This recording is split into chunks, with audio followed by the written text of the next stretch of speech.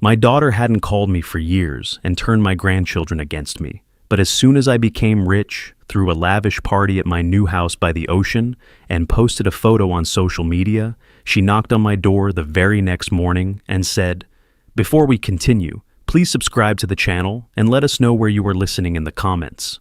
The phone screen glowed in the February twilight. Read 4:17 p.m. I stared at those two words, that timestamp, feeling something settle in my chest like cold iron. 7 days. I'd given her 7 days to respond, and she'd read my message within an hour. That was almost worse than being ignored completely. I set the phone face down on the kitchen counter, walked to the window. The Pacific stretched gray and restless beyond the worn buildings of my neighborhood. 67 next week. 4 decades practicing maritime law. 15 years since the divorce. 8 years since Lula stopped returning calls entirely. The invitation had taken me 3 attempts to write.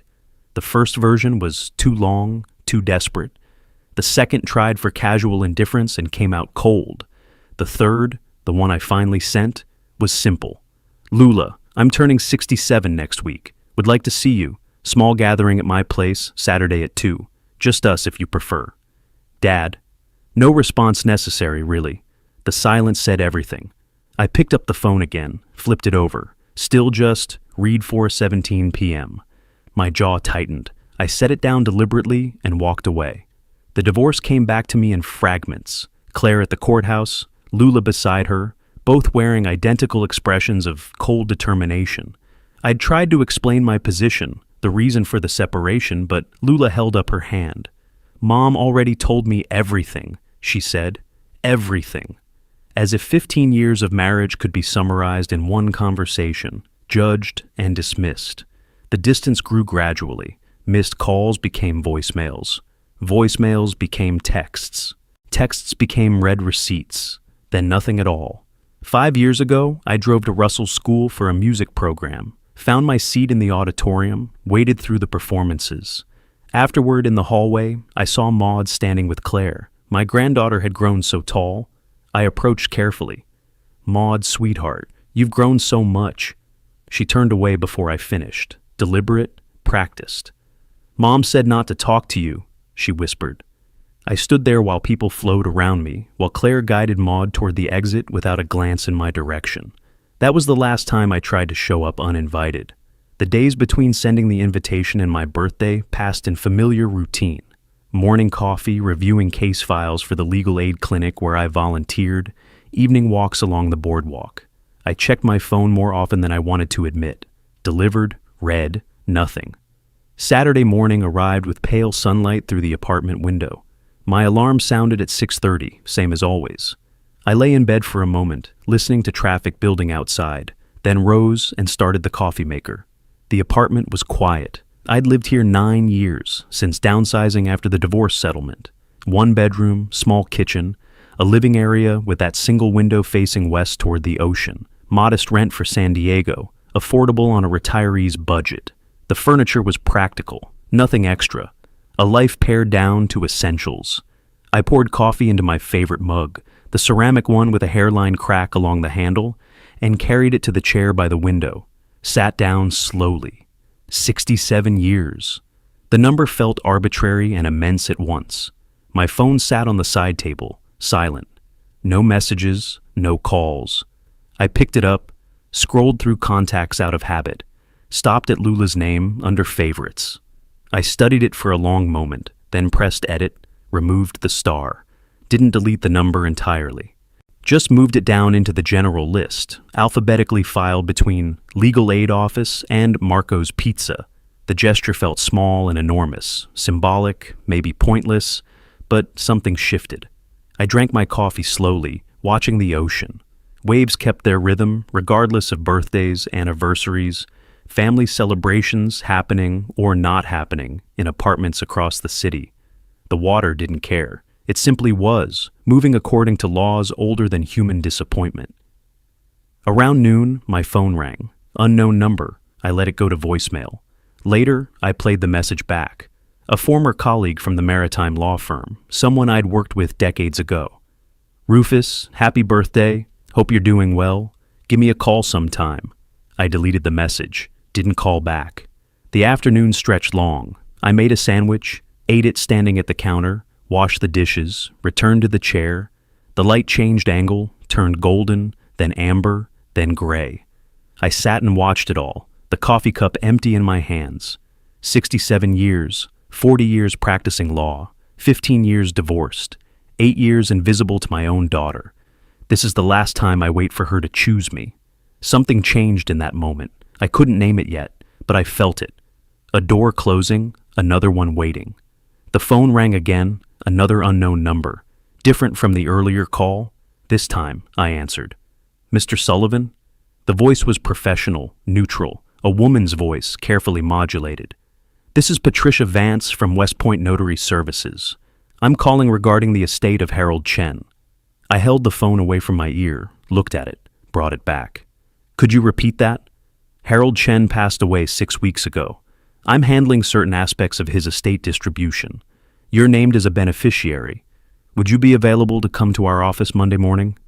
Harold Chen. The name landed like a stone in still water, sending ripples through 20 years of memory. The shipping magnate. The case nobody else would touch. My client when he was barely staying afloat, before the empire, before the wealth. I didn't know he was ill, I said. The family kept it private.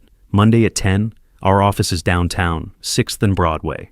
I agreed, ended the call, set the phone down carefully. Stood at my window as evening settled over San Diego. Harold Chen. I hadn't spoken to him in 15 years, maybe longer. Sent a card when his company went public, received a thank you note. That was the extent of our contact, since the case concluded. Monday morning, I dressed in my better suit, drove downtown through commuter traffic. The notary's office occupied the 3rd floor of a building with mirrored windows. Patricia Vance was mid-50s, efficient, with a manila folder thick with documents. Mr. Chen left specific instructions, she said, sliding papers across the desk. The property at Point Loma goes to you, with gratitude for services rendered in 2005. I looked at the papers, property deed, assessment documents, photographs of a 3-story house perched above the ocean, all glass and white stone, numbers that didn't make sense. Why me? We hadn't spoken in 15 years. She extracted a letter from the folder, handwritten on heavy paper.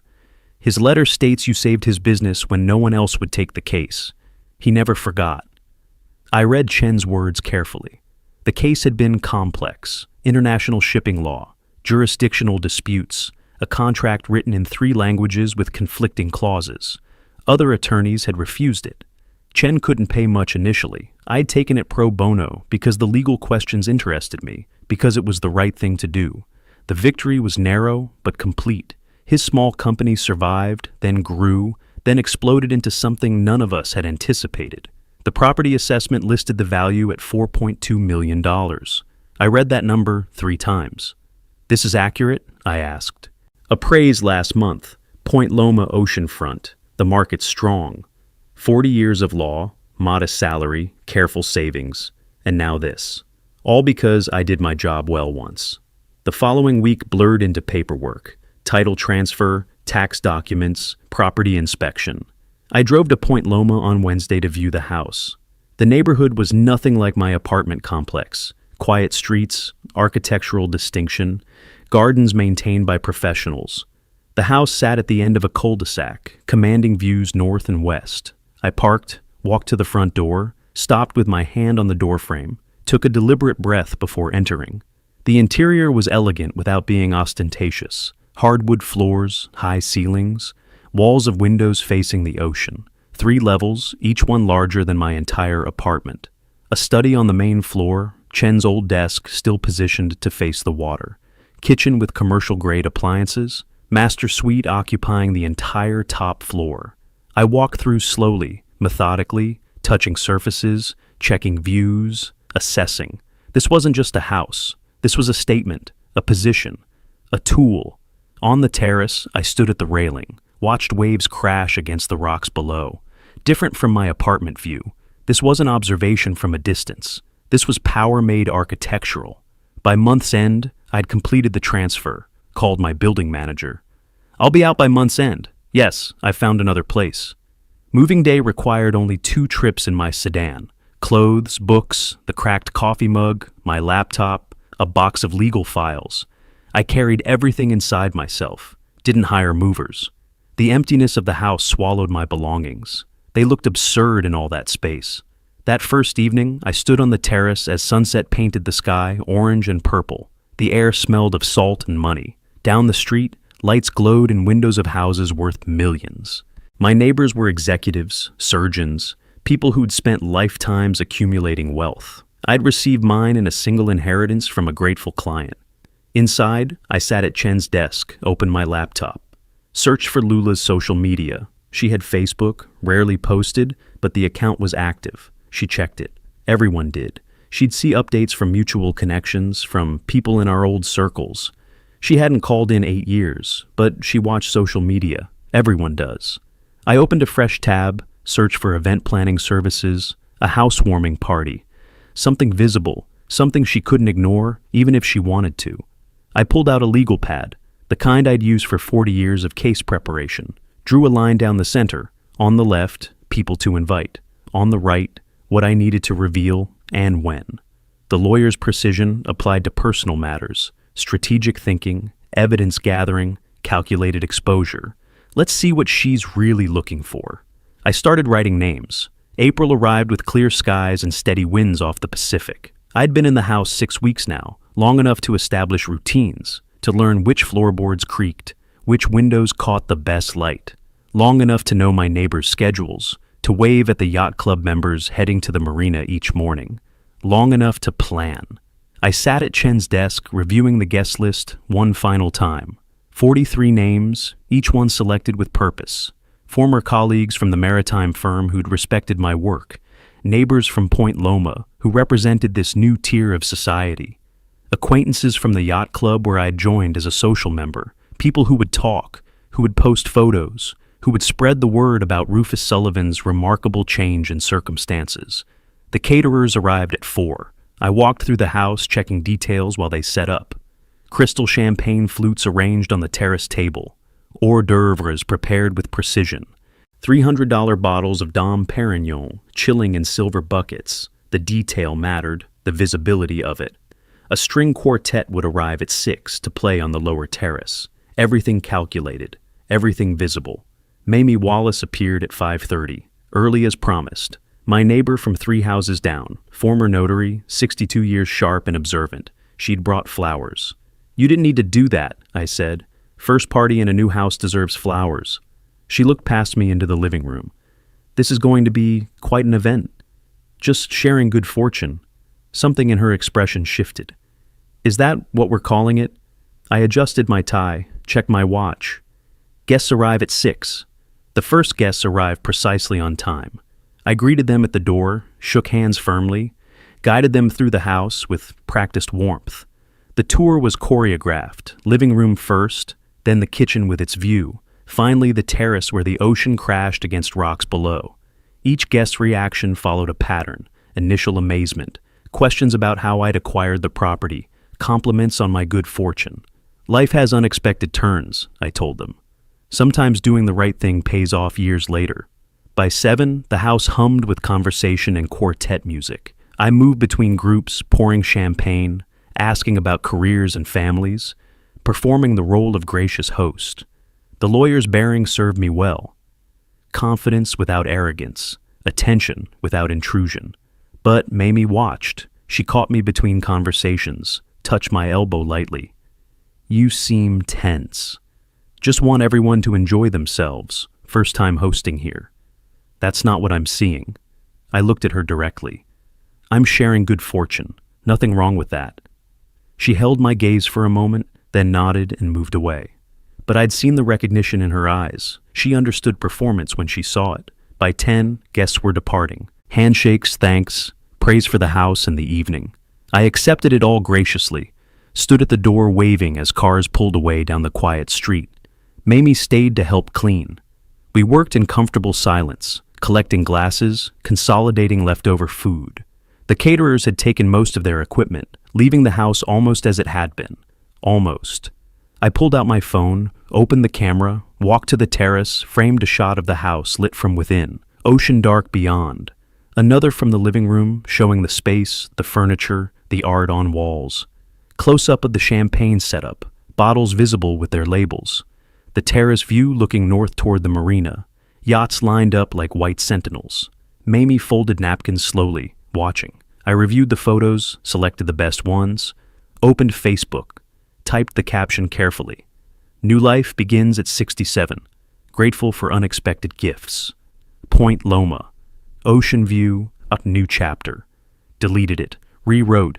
New life begins at 67. Grateful for unexpected gifts.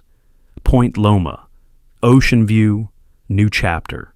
The same words, but now I was certain. My finger hovered over the post button. Mamie had stopped folding. That caption. You chose those words carefully. I chose everything carefully. I pressed post. Set the phone face up on the counter. She checks. She always checks. Your daughter? I nodded. And you want her to see this? I poured myself a glass of water, drank it slowly. I want her to see exactly this. The phone screen showed, your post is live. I looked at Mamie. Now we wait. How long? I checked the wall clock, 11:15. Not long. She checks every night before bed. I walked to the window, looked out at the dark ocean. Tomorrow morning, I expect. The house was quiet now, clean, ready.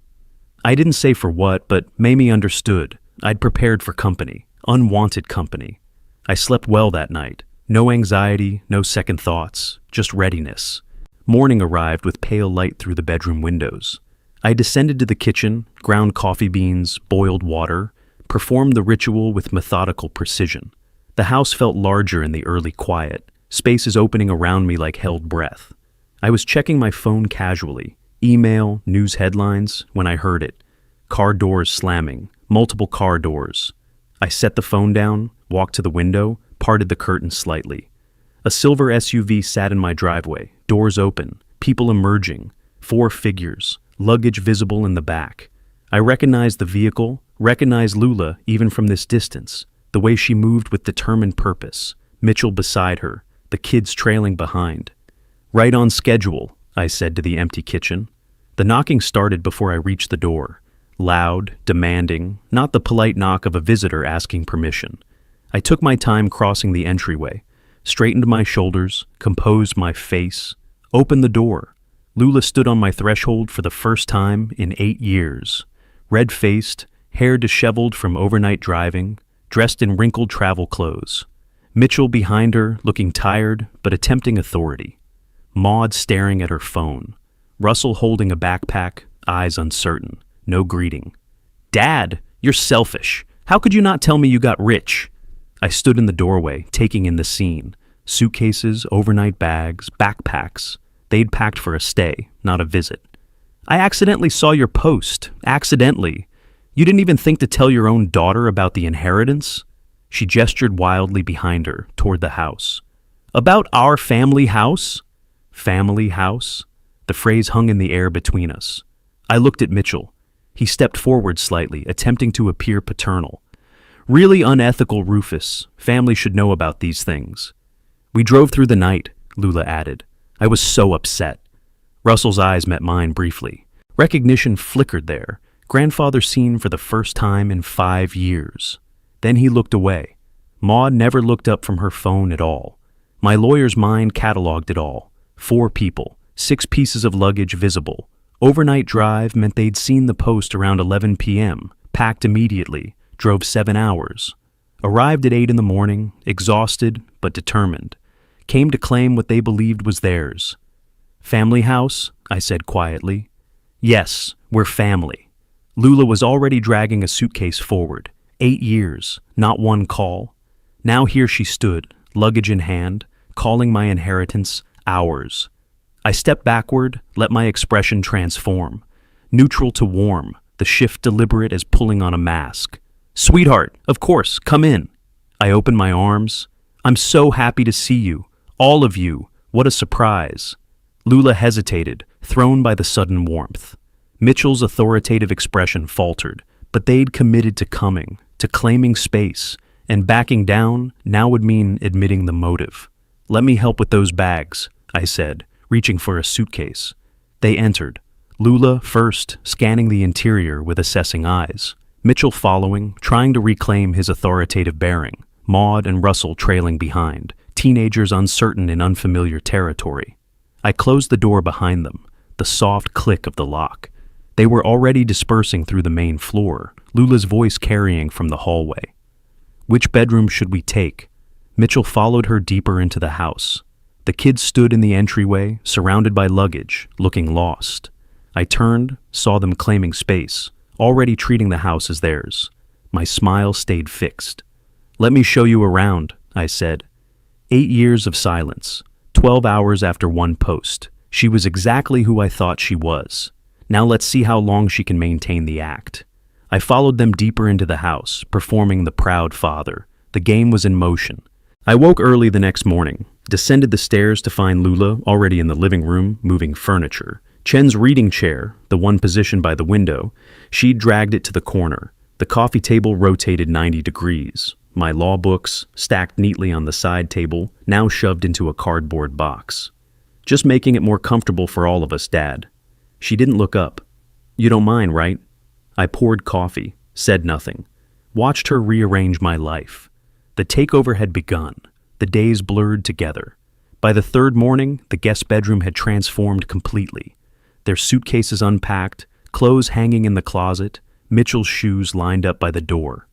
"Our room," Lula called it now, not the guest room, ours.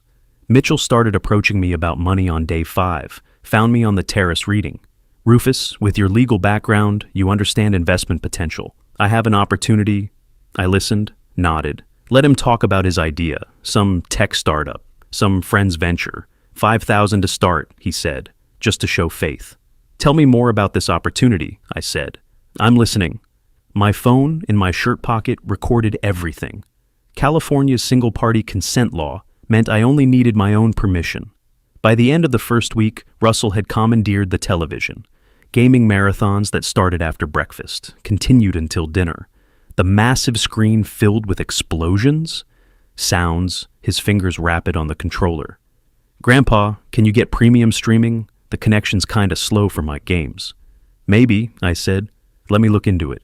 I photographed him there, sprawled across the leather sofa, controller in hand, energy drink on the coffee table, evidence of appropriation, making himself at home in someone else's house. Maud spent day 9 on the terrace taking selfies. Different poses, different angles, the ocean backdrop perfect for her feed. This light is perfect. My followers are going to die when they see this view. She showed me her phone screen proudly. "Dole Grandpa Mansion trending in my circle, 200 likes already." I smiled. "That's wonderful, sweetheart." Photographed the screen over her shoulder while she scrolled. Mitchell escalated on day 10, found me in the study, closed the door behind him. 75,000 for the startup. I've done the research. This is solid, Rufus. You'd be an investor, not just lending.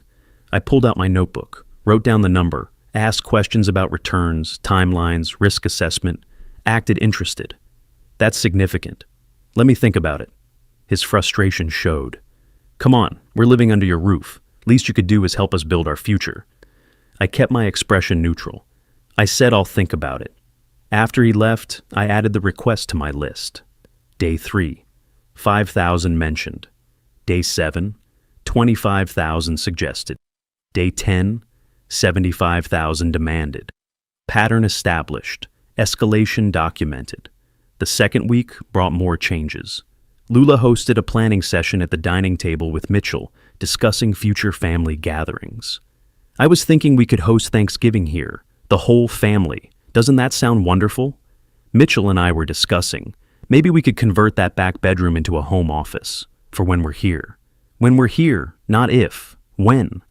I cooked breakfast most mornings, scrambled eggs, toast, fruit arranged on plates, asked them about their lives, their plans, their days, smiled, engaged, played the role of welcoming father. The recording device captured it all.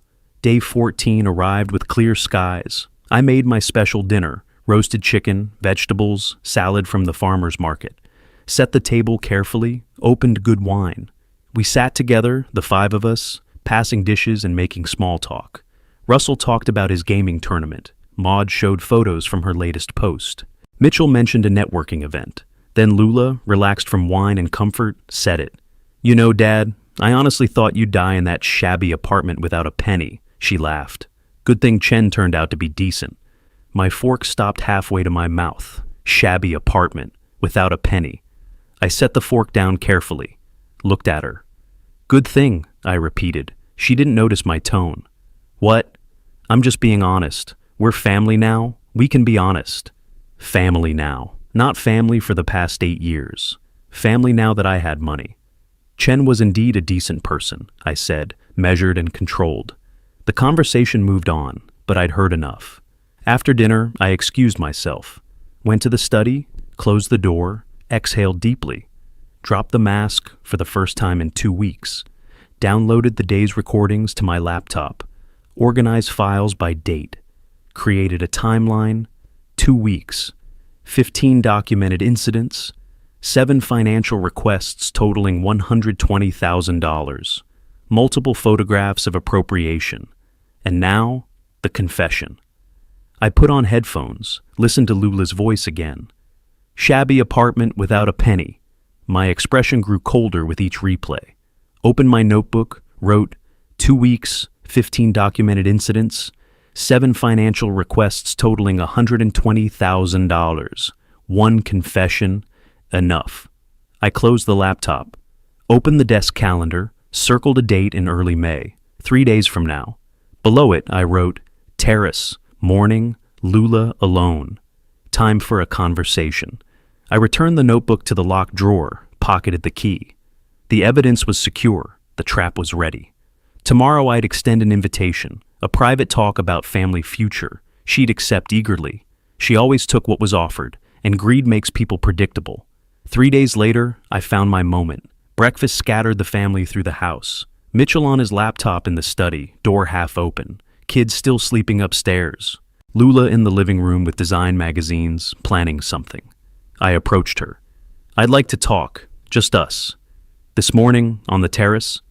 She looked up, curious, slightly wary. "About what?" "About family, about the future, about this house." The wariness vanished, replaced by eager interest. "Of course, Dad. Give me 20 minutes?" I nodded. "I'll make coffee." She smiled. She thought she knew where this was going. I prepared carefully. 2 cups, precise pour. Carried the tray to the terrace, positioned the chairs angled toward the ocean, side by side, less confrontational. Pulled out my notepad, clicked the pen. The recording device in my pocket hummed silently. Lula arrived wearing a nice blouse, hair styled. She'd prepared for an important conversation. "So what's this about, Dad? You sounded serious." I gestured for her to sit, handed her coffee. "Sweetheart, I've been thinking. You're my only daughter. I want you to feel at home here." I paused. "Let's discuss how we can share this house." Her face brightened. "Oh, Dad, I'm so glad you finally understand. I want us all to be comfortable here. I'm glad you're open to this conversation. What did you have in mind?" She leaned forward, animated now. "Actually, Mitchell and I were thinking, what if you transferred the house to my name for estate planning purposes? You know, avoiding inheritance taxes later." There it was, not, "Can we build a relationship?" "Just give me the house," I wrote in the notepad. Nodded as if seriously considering. "You could still live here, of course," she continued. "But legally, it would be mine. Protects the family asset." Interesting idea. Estate taxes are significant. I looked up from my notes. "But what would you offer in return?" She blinked. "In return? Dad, I'm your daughter. It's natural to pass property to your children. That's what parents do. Natural for children who maintained relationships, not for ones who vanished." I set the pen down, turned my chair to face her directly. "Natural, yes." I paused. "Natural like not answering my calls for 8 years? Natural like turning my grandchildren into strangers?" Her posture stiffened, arms crossed. "Don't start this again.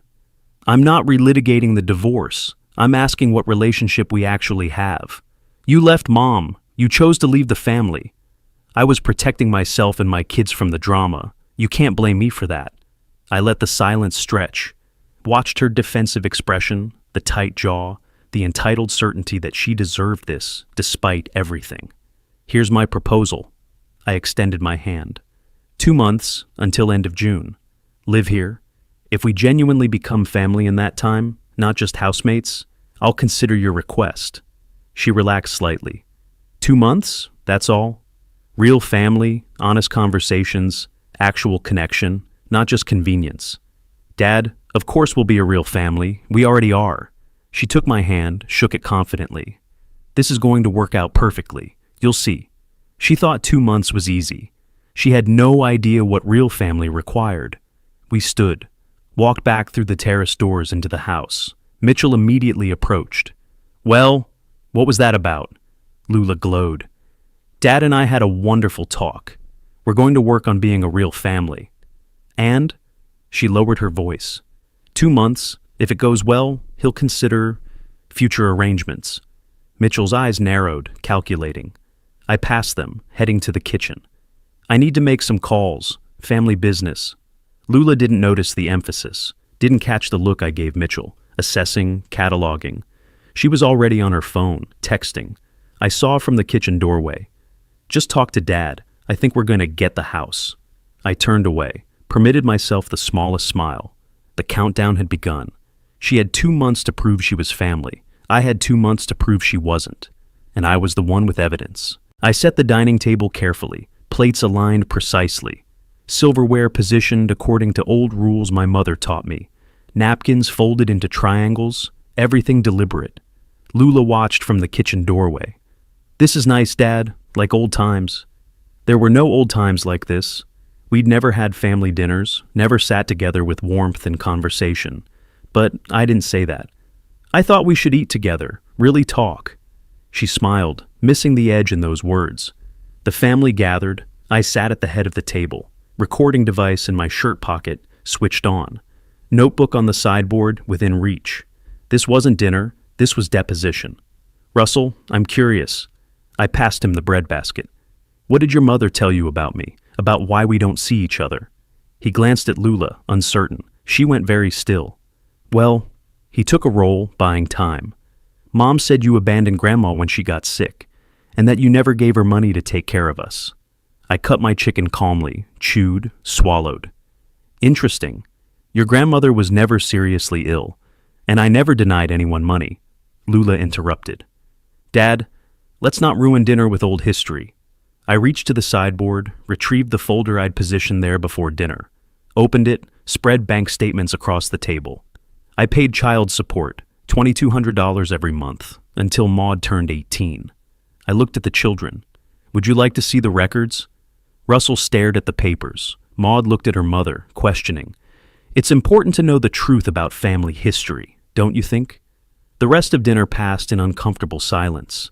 The days that followed, I maintained pressure, scheduled an appointment with my estate planning attorney, announced it casually over breakfast. We're meeting with my lawyer next Tuesday. All of you should come. It concerns the family. Lula perked up immediately. About the house? About estate planning? Legal matters everyone should understand. Tuesday arrived. The family dressed carefully, thinking this was about securing their inheritance. We drove downtown to the attorney's office in my sedan. No one spoke. The conference room had floor-to-ceiling windows overlooking the bay. My attorney, Douglas Pierce, 50s, silver-haired, carried the authority of 30 years practicing estate law. Mr. Sullivan has engaged me for estate planning. As his family, you should understand the legal framework. He opened a leather folder, read from notes. Under California law, property inherited by one individual is that person's separate property. It's not community property, not family property. Lula shifted in her seat. This means Mr. Sullivan's Point Loma residence belongs solely to him. His adult daughter has no legal rights to it. But we're family, Lula stood, chair scraping back. This house should belong to all of us. Pierce didn't stand, remained seated, calm authority radiating. Mrs. Woods, legally speaking, you are an independent adult. You have no claim to your father's assets. You don't understand our situation. I'm his only daughter. Mitchell touched her arm. She shook him off. Dad, tell him. Tell him we're working things out. I steepled my fingers. I can change my will whenever I choose, if I see reasons that warrant it. Pierce nodded. Mr. Sullivan may dispose of his property as he wishes. That includes changing beneficiaries at any time. The meeting ended 20 minutes later. We filed out silently. In the parking lot, Mitchell stopped me. Was that really necessary? Bringing in lawyers? I believe in transparency. Now everyone knows where we stand. The drive home was silent. I watched them in the rearview mirror, Maud staring out the window, Russell looking at his hands, Mitchell and Lula exchanging glances, wheels turning, schemes forming. Good. Let them sit with that.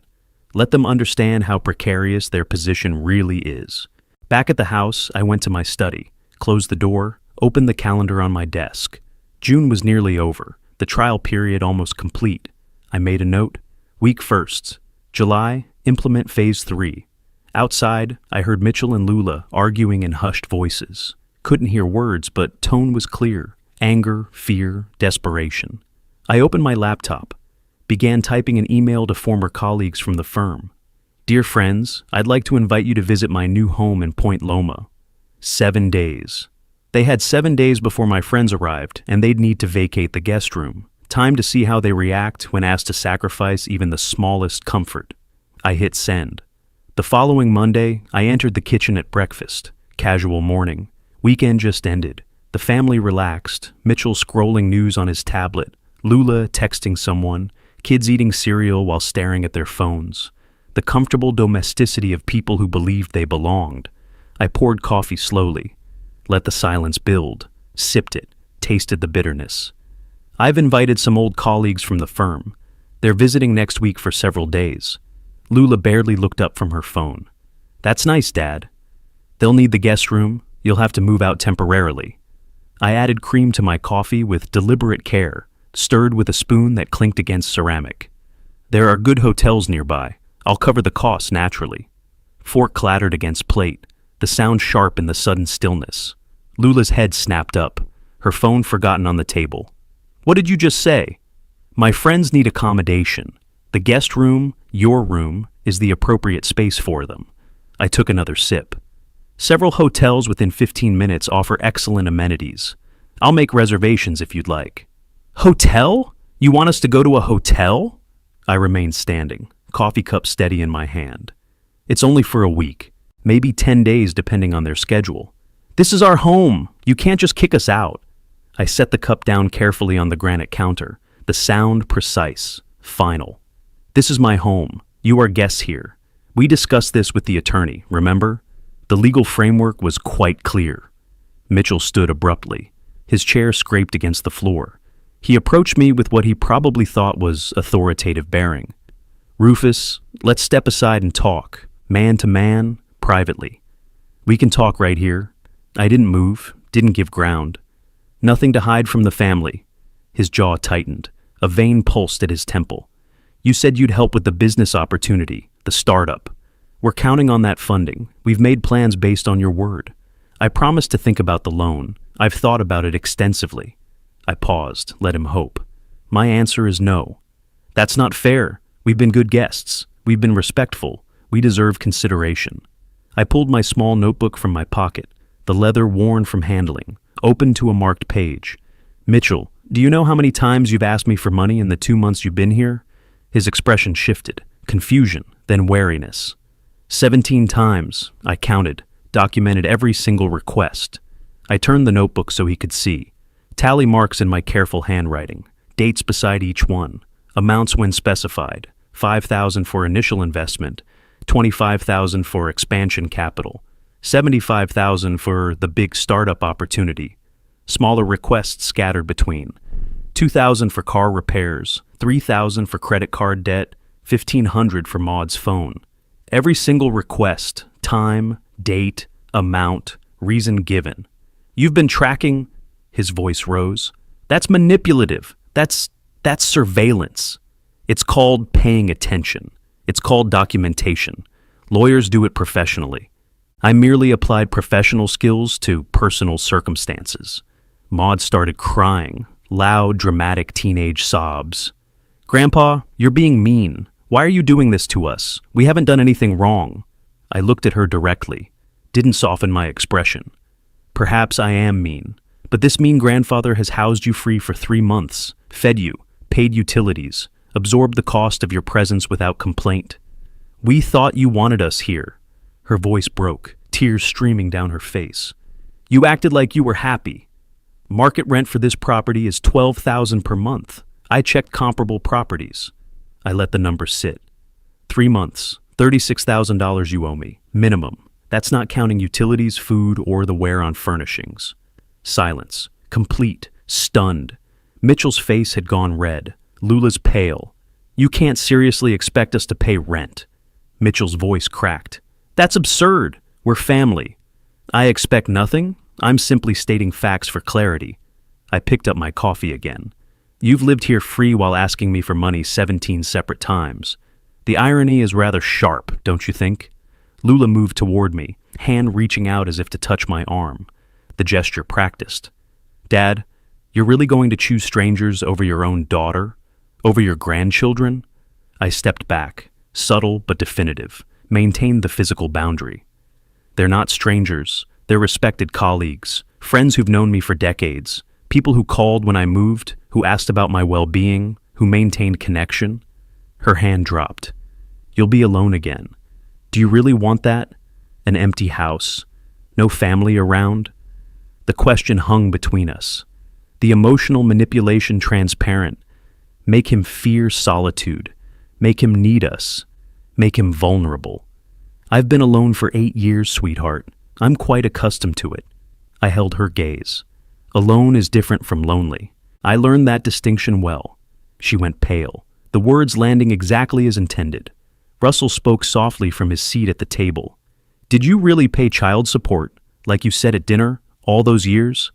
Every month, $2,200 for 13 years, from when you were born until Maud turned 18. I kept my voice gentle for him. He was asking honest questions. "The bank has records, canceled checks, electronic transfers, all documented. But Mom said, your mother said many things. Some of them weren't true. That's not your fault. You believed what you were told. Children trust their parents. That's natural." Lula's voice turned cold, sharp. "You've changed. You're not the father I remember. This isn't the man I grew up with." "You're correct. I'm not the father who waited by the phone for calls that never came, who accepted silence as normal, who let himself be erased from his grandchildren's lives without protest." I picked up my coffee cup, drained the last of it. "The friends arrive in 7 days. Make your arrangements. I can recommend several hotels if you need suggestions." I walked away, left them standing in the kitchen, voices erupting behind me. Lula's angry, Mitchell's aggressive, Maud's crying escalating. I closed the study door, the sound muffled but audible. Good. Let them process, let them panic. Sat at the desk. Opened a laptop. The calendar showed July 7th. The trial period had ended a week ago. June 30th came and went without acknowledgement from them. No attempt to discuss what the 2 months meant. No recognition that they were being tested. They'd failed. Failed honesty. Failed reciprocity. Failed genuine connection. Failed every measure that mattered. Now came consequence. Measured. Legal. Unavoidable. I drafted an email to Douglas Pierce. "Douglas, need to discuss formal eviction process. Family guests have overstayed welcome despite clear terms discussed. Require notice to vacate per California law. Please advise on proper timeline and legal procedure. Available to meet this week at your convenience. Rufus." My finger hovered over send. Not yet. Strategy required patience. Let them experience the hotel displacement first. Let them feel temporary status in their bones. Let them understand that my hospitality wasn't permanent, wasn't guaranteed, could be withdrawn. Then deliver the final blow. I saved the draft in a folder labeled Legal Actions. Outside my door, voices rose, family arguing among themselves, blame ricocheting, accusations flying, panic seeping into every word. "This is your fault. You said he'd help us. I can't believe he's been tracking. What are we supposed to do now?" I listened without emotion, without satisfaction or cruelty, just clinical observation. This is what happens when entitlement meets reality, when manipulation encounters boundaries, when greed faces justice. The hammer hasn't even fallen yet. This was just displacement, temporary inconvenience, a warning shot. The real eviction would come soon. Legal, formal, permanent. But first, let them sit with this. Let them understand how precarious their position truly was. Let them realize that every comfort they had claimed could be revoked. I opened a new document, began listing everything: dates of arrival, documented appropriations, recorded conversations, financial requests, lies exposed, building the complete record, the lawyer in me preparing the case. Outside, their voices finally quieted, footsteps on stairs, doors closing, the house settling into tense silence. I looked at the calendar again. 7 days until the colleagues arrived. 7 days for the family to pack, to search for hotels, to feel the instability of being guests rather than residents. Then, 30 days after that, the formal eviction, the legal ending. Justice has a timeline, a structure, a proper procedure, and I would follow it precisely. 3 weeks crawled by with excruciating tension. The family had gone to a hotel for 6 days, returned subdued and watchful. They moved through the house like people walking on ice, careful not to make sudden movements, monitoring my mood, trying to gauge what came next. They didn't have to wait long. Early August arrived with marine layer fog that burned off by 10 each morning. On the 5th, a knock sounded at the door. Mid-morning, August sunshine had just broken through. I set down my coffee, walked to the entrance already knowing what I'd find. Process server, young woman, professional demeanor, clipboard in hand. Legal documents for Lula Sullivan Woods. I signed the receipt, my signature familiar, practiced from decades of legal work. The envelope was thick, official. The weight of it substantial in my hands. I carried it to the kitchen where Lula sat scrolling her phone, coffee steaming beside her, oblivious. Set it on the table in front of her without a word. The manila envelope landed with a soft thud. She looked up from her phone, questioning. "What's this?" I didn't answer, just stood there, watching, waiting. Let her open it herself. Let her read the words with her own eyes. No filter, no interpretation, just legal reality. Her hands shook slightly as she pulled out the documents, unfolded them. Her eyes scanned the first page. Then her face drained of all color, lips parted, breath caught. Notice to vacate in bold letters at the top. California legal form, standard language. 30 days to remove herself and all family members from premises. Specific date, September 4th. Consequences of non-compliance listed in detail. Dad, what is this? 30 days. That's California law. Sufficient time to find appropriate housing. Her voice rose, shrill. This is an eviction notice? You're actually evicting us? The document is self-explanatory. You have 30 days from service of notice, today, to vacate the premises. This isn't negotiable. The attorney has filed all necessary paperwork with the county. The process is in motion. Her hand trembled holding the document. Pages rustled. You can't do this. We're family. You can't just throw us out on the street. The law disagrees with your assessment. Adult children have no legal right to occupy their parents' property without consent. My consent is withdrawn. Mitchell appeared in the doorway, attracted by Lula's raised voice. What's going on? She thrust the papers at him. He's evicting us. He actually filed legal papers. Mitchell read quickly, face hardening. This is extreme, Rufus. Completely unnecessary. We can work this out like adults. This is adults working it out, through proper legal channels, clear documentation, appropriate notice. We have rights, Lula's voice cracked. You can't just... What rights specifically? I kept my tone conversational. You're not tenants with a lease. You're guests who were invited for a trial period that ended July 1st. That period concluded over a month ago. You've remained without renewed invitation. Within hours, she'd hired a lawyer. I knew she would. Desperation makes people predictable. The attorney called my cell phone that afternoon while I was reviewing case files at my desk. Mr. Sullivan, this is Gregory Marsh. I represent Lula Woods regarding your recent eviction notice. Mr. Marsh. I set down my pen, gave him complete attention. My client feels there was an understanding between you, a family arrangement. She's alleging elder abuse, that you've been manipulated into this action. Additionally, she contends the eviction is wrongful given the family relationship and promises made. I listened calmly, let him finish his entire pitch. Lawyer to lawyer, professional courtesy demanded it. Your client has no legal standing. She's an adult guest who overstayed her welcome. I have documentation supporting this position. My client feels there was an implied agreement. Feelings aren't contracts, Mr. Marsh. I assume you explained that to her during your consultation? Brief pause. Well, yes, but I have recordings of every relevant conversation. California is a single-party consent state for audio recording. I was party to every discussion. The recordings are admissible. Longer pause. I see. You have recordings of what nature? Every money request your client's husband made. 17 separate requests totaling over $120,000. Recordings of your client making false statements about me to my grandchildren. Recordings of her claiming the house as family property, despite knowing the legal reality. Recordings of appropriation discussions. Everything documented. Single-party consent, I understand. His tone had shifted. Professional calculation.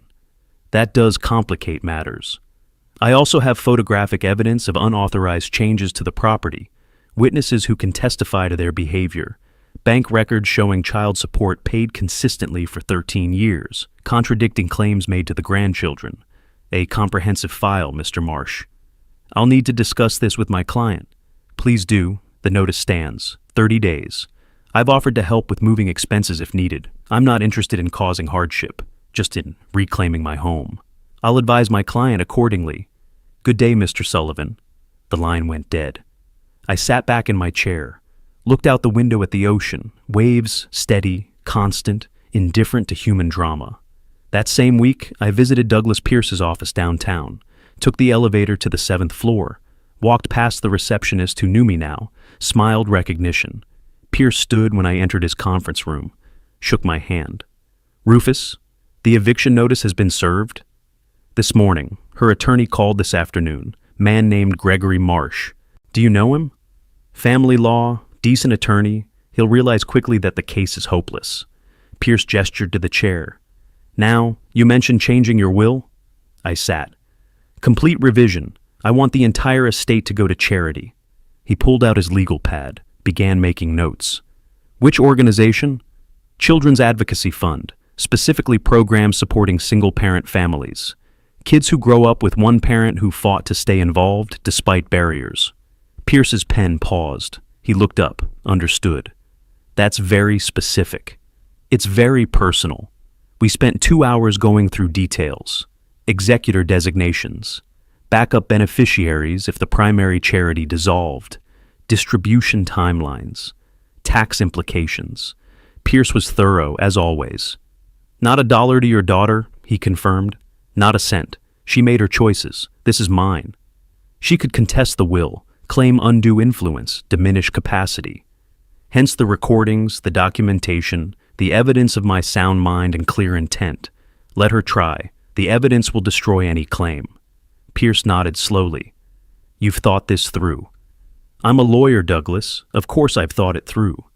The new will was signed, witnessed, notarized, filed properly. Copies secured in 3 different locations. Irreversible unless I chose to change it again. When I returned home that evening, Mitchell was waiting. He'd positioned himself in the living room, clearly lying in wait. Ambush positioning. Rufus, we need to talk. I set my briefcase down. About? This eviction. It's a mistake. You're making a huge mistake. I don't believe I am. He stood, approached with aggressive posture, shoulders forward, chin up, trying to intimidate through physical presence. I know people, Rufus. Lawyers better than your guy. We can fight this. We can make it very expensive for you. Very public. I removed my jacket, hung it carefully on the coat rack. Please do. Public litigation means public records. Discovery, depositions, everything exposed. I'll tell everyone the truth about you. His voice rose. Your colleagues, your neighbors, the yacht club, the whole community will know what kind of person you really are. I turned to face him fully. Tell them exactly this. I allowed my estranged daughter and her family to live rent-free in my home for 3 months. I provided them every comfort. I tested whether they wanted relationship or resources. They chose resources. I asked them to leave. They refused. I followed proper legal channels. What part of that makes me the villain? That's not... You're twisting things, making it sound... I pulled the notebook from my pocket. It was becoming a prop, a symbol, opened it to the marked pages. Tell them about the 17 times you asked me for money, Mitchell. Tell them about demanding a $75,000 startup loan from a man you hadn't seen in 8 years. Tell them about calling my inheritance family property 12 hours after arriving. He stared at the tally marks, the dates, the amounts. All there in black ink, undeniable. Better yet, I can provide recordings, audio documentation of every conversation. California permits single-party consent recording. I was party to every conversation, every request, every assumption of entitlement, all captured, all admissible in court. You recorded us? His face reddened. That's illegal. That's invasion of privacy.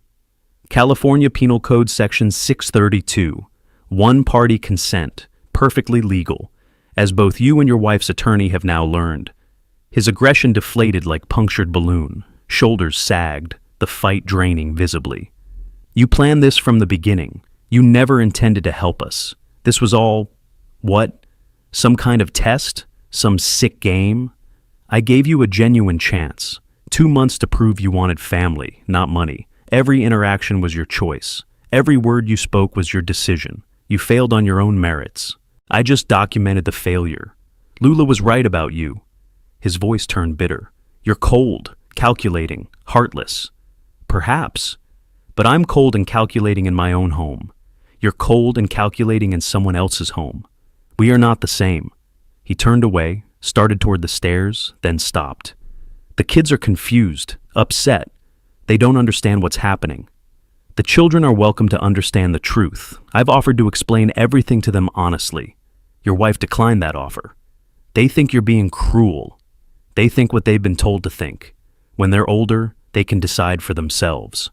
The final week of August arrived like a countdown.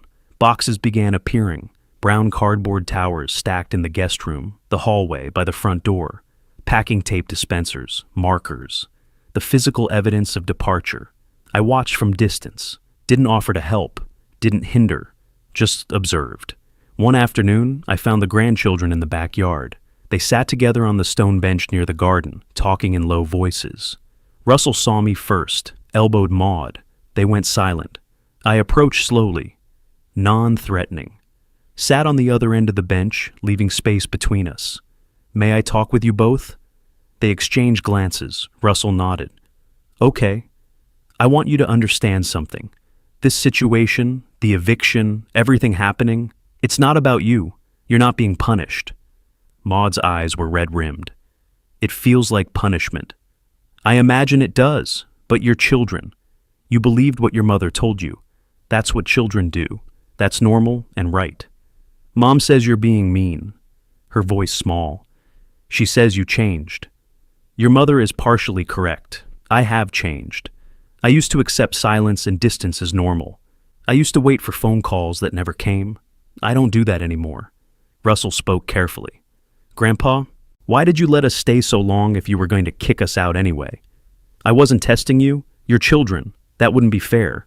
I was testing your mother, giving her opportunity to prove she wanted relationship rather than resources. You were testing Mom? He processed this. The dinners, the questions, the lawyer meeting. That was all planned? Yes, I documented everything. Not to hurt anyone, but to see the truth clearly. Maud hugged herself. Did we do something wrong? No. You believed what you were told. You're innocent in this. I looked at both of them. I'm not angry with you. Your mother made choices. I made choices. Eventually you'll make your own. That's how life works. So Mom lied to us? About the money? About Grandma being sick? About some things, yes. Russell's voice dropped. Can we still visit after this when we're older? When you're ready to build something real? When you want relationship for its own sake, not because of this house or money? Yes, absolutely. My door will be open. Maud whispered, I don't know what to believe anymore. Believe what you can verify.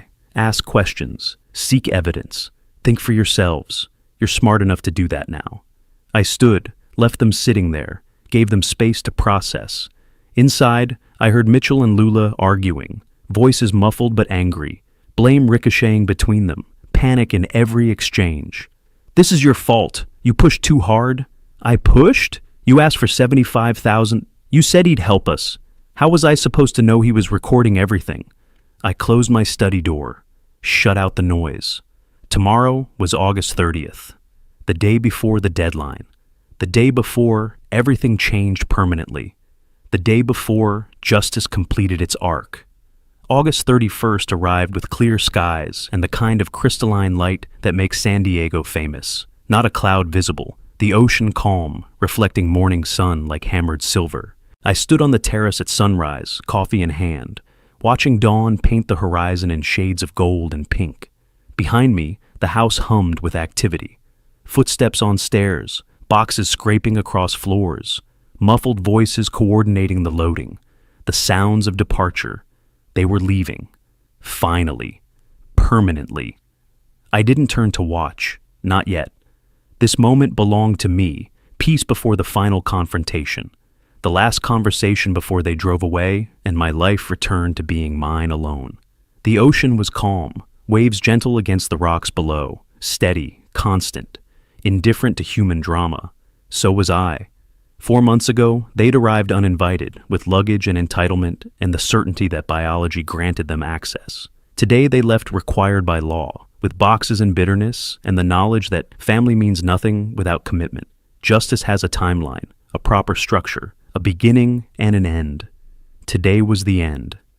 I sipped my coffee slowly and savored the bitterness. The morning air smelled of salt and freedom. Behind me, a door opened. Closed, footsteps. Someone carrying something heavy. Furniture being moved, belongings being loaded. I gave them space. Let them work. They'd refuse my help, refuse my presence. Fine. I stood here and watched the ocean instead. Let them feel my absence as I'd felt theirs for 8 years. Eventually, I entered the house, walked through rooms slowly, deliberately. The guest bedroom stripped completely, no sheets on the bed, no clothes in the closet, no evidence they had ever occupied the space. Living room furniture returned to original positions, angles corrected, my books back on the shelf in proper order, kitchen cleared of their specialty foods, their vitamins, their constant evidence of habitation, physical traces of their occupation disappearing, box by box. The house reclaiming itself. Mitchell and the kids were loading the SUV in the driveway. I watched from the front window. Methodical packing, Tetris with cardboard, Russell carrying boxes, Maud managing smaller items, Mitchell directing, his voice carrying through the open door. "Stack those tighter. We need to fit everything in one trip." They'd rented a small trailer, attached it to the SUV. Smart. Everything they'd accumulated in 4 months needed to go. Lula wasn't with them. I found her in the living room, standing by the window that faced the ocean, the same view I'd watched from the terrace. She stood motionless, arms wrapped around herself. Defensive posture, protective. I stopped in the doorway, waited. She sensed my presence, turned slowly. Her eyes were red-rimmed but dry now, past crying, into the numb acceptance that follows devastation. "Dad, can we talk? One more time, please?" I entered the room, stood several feet away, gave her space but also maintained mine. "Of course. Maybe we can start over, fresh beginning." Her voice carried desperate hope. "Forget everything that happened, begin again." I let her finish, respected her final words even though I couldn't honor her request. Even though the answer was predetermined by months of behavior, documented and undeniable. "Lula, you didn't come here because you missed me. That's not... Please, let's have honesty now, at the end if nowhere else." I kept my voice gentle but firm. "You came because you saw the house, saw the value, saw opportunity. That's what brought you back after 8 years of silence." Her face reddened, defense mechanisms activating. "I did care. I was worried about you. We had history, complicated history. It wasn't simple. I gave you 3 months, a genuine chance to prove otherwise." I held her gaze. "You asked about money 17 times. You inquired about my well-being exactly 0 times. You never asked how I was sleeping, how I was feeling, what I did with my days. Just money, always money. That's not fair. You're reducing everything to facts, to evidence. Yes, That's what I'm doing. Because feelings lie, Lula. Feelings justify anything, but actions tell truth. I'm your daughter. Her voice rose, cracked. Doesn't that mean anything? Blood means something. Biology doesn't make family. Choice makes family. Consistency, presence, care. I paused, let the words settle. You chose 8 years ago. You chose silence. You chose to keep my grandchildren from me. You chose absence. I respected that choice. Never harassed you. Never showed up uninvited. I let you have the distance you wanted. So that's it? Tears started now, flowing freely. After everything, you're just done? You're throwing us away? Now I'm making my choice. I choose boundaries. I choose honesty. I choose peace over obligation. You'll regret this? Her voice turned hard through the tears. You'll die alone, old and alone in this big empty house with no one who cares about you. I've been alone, Lula. I know what it feels like. And I learned something important. Alone is different from lonely. Very different. I stepped closer, met her eyes directly. I was lonely when I had a daughter who wouldn't speak to me. I was lonely when I called and got silence. I was lonely at my birthday party of 1, but now I'm just alone, and alone I can handle. She stared at me, understanding finally penetrating. This wasn't negotiation, wasn't manipulation, wasn't a test she could pass with the right words. This was ending, final, complete. You're my daughter biologically, I said quietly. But family is more than blood. It's commitment, daily choice, maintain connection. You didn't commit. You didn't choose. You didn't maintain. Neither will I. I walked to the front door, opened it, the gesture clear. I wish you well, Lula, genuinely. But I wish you well somewhere else. She walked past me slowly, paused at the threshold. You've become someone I don't recognize. Good. The person you knew waited for scraps of affection. The person I am now demands respect or accepts absence. Huge improvement. She continued to the driveway. Mitchell saw her, approached quickly, arm around her shoulders, guiding her to the passenger seat. Russell approached me, stood at the bottom of the porch steps. Grandpa, thanks for being honest with us, for telling us the truth. You deserved honesty. Maybe, when we're older, we can visit, if you still want us to. I descended the steps, put my hand on his shoulder, looked at him directly. When you're ready to build something real, when you want relationship for its own sake, not because of this house or inheritance, when you're independent enough to make your own choices, yes, absolutely, my door will be open. I'll remember that. Maud stood by the car, silent, but she met my eyes across the driveway. Small nod. Not reconciliation, not agreement, but recognition. Acknowledgement that something had happened here that was bigger than any of us. She got in the vehicle without speaking. Mitchell slammed the trunk closed, checked the trailer hitch, walked to the driver's side, paused with his hand on the door handle. This was all calculated, wasn't it? From the moment we arrived, you had this planned. I had evidence gathered, actions documented, truth revealed. What you did with that opportunity was your choice entirely. Lula was right. You're cold. Perhaps. But I'm cold in my own home. You were entitled in someone else's home. Significant difference. He got in the vehicle, slammed the door. The engine started. Loud in the morning, quiet. I stood on my porch, arms at my sides, watched them back down the driveway, turn onto the street, drive away. Watched until the SUV and trailer disappeared around the corner. Until the sound of the engine faded completely, until nothing remained but morning silence and ocean breeze and the empty driveway stretching before me. The house was quiet, different from lonely. This was peace. I stood there for several minutes, just breathing, feeling the weight lift, the obligation dissolve, the performance end.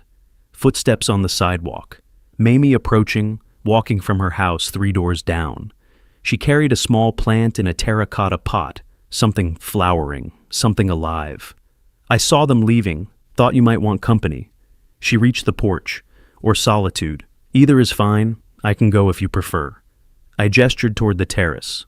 Company sounds good. We walked through the house together, out to the terrace where I'd started the morning.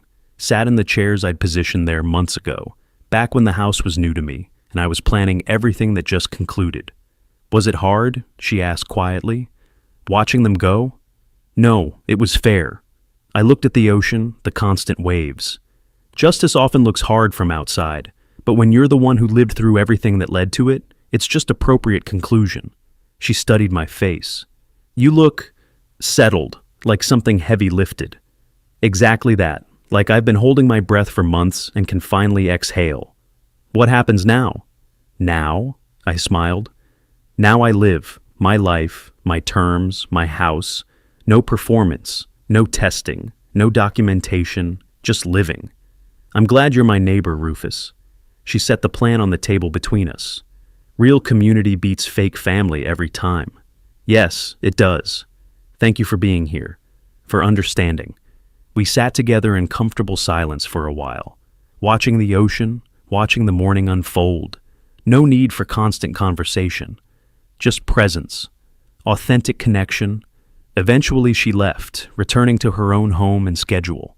I stayed on the terrace, let the morning pass without agenda, without purpose beyond existing peacefully. That evening, as sunset approached, I sat at my computer in the study, opened Facebook, thought carefully about what I wanted to say, how to articulate what I'd learned, typed slowly. Sometimes the best family is the one you choose, not the one you're born into. Grateful for authentic connections and honest boundaries. New chapters begin when old obligations end. 4 months of testing revealed truth I needed to see. Biology creates relatives. Choice creates family. Choose wisely.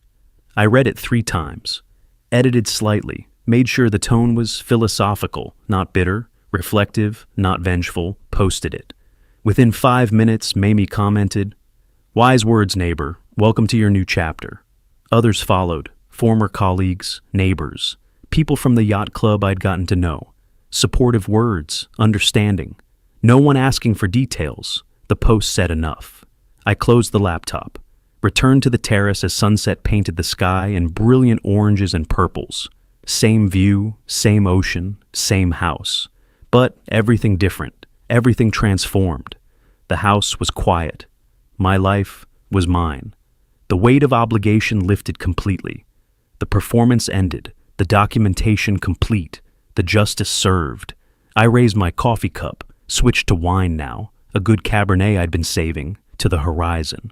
Silent toast to justice, to boundaries, to chosen peace, to authentic connection over biological obligation. The ocean answered with steady waves, constant, reliable, like truth, like justice, like the peace that comes from living aligned with your values. Behind me, the house waited, empty of intruders, empty of entitled guests, full of possibility, full of space for whatever I chose to do next. My phone buzzed, Mamie's comment glowing on the screen, others joining, real community forming, people who chose connection, who maintained it, who understood that presence matters more than DNA. This is what family should be. This is what connection looks like when it's earned, not assumed. I took a deep breath, let it out slowly, completely. Justice was complete. The strategy executed perfectly. The evidence had proven decisive, the boundaries established and maintained, but more than justice, freedom, more than victory, peace. The life I'd built carefully over 40 years of law practice had been invaded, tested, stressed. Now it was mine again, reclaimed through patience and documentation and the willingness to choose peace over false harmony. Life began again, on my terms, with chosen family, in this house that was finally completely undeniably mine. The ocean reflected the last light of day. Tomorrow would bring new sunrise, new possibilities, new chapter without the weight of obligation or the performance of false connection. I smiled, real smile, deep satisfaction. Finally, if you like this story, please like this video, subscribe to the channel, and share your impressions of this story in the comments. To listen to the next story, click on the box on the left. Thank you for watching.